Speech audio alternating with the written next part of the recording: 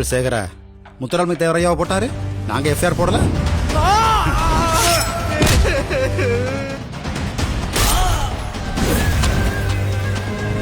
முழு மலையும் எங்கள் முருகனுக்கே சொந்தம். 70 வருஷத்துக்கு முன்னால சலுகை சொல்லி ஆசை காட்டி எங்களை தீண்டாத சாதி ஆக்கிவிட்டீங்களாமா. இதே உங்க திராவிட மாடலா?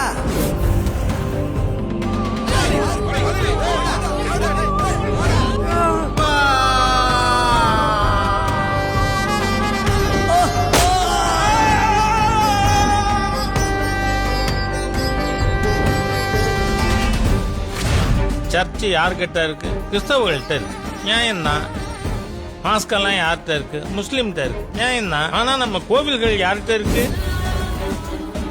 கருப்பு சட்டையை போட்டுட்டு வந்து சமூக நீதின்ற பேர்ல எங்க பிள்ளைகள எங்க கிட்ட இருந்து பிரிச்சு கூட்டு போறான்.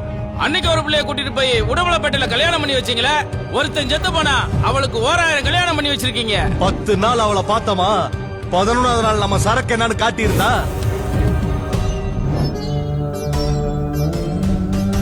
ஆமா, இவர் பேச்சு போட்டி நடத்துறாரு. நாங்க இவர்கிட்ட பேசி ஜெயிச்சு பெரியார் வாங்கினா யுனெஸ்கோ விருது வாங்க போறோம்.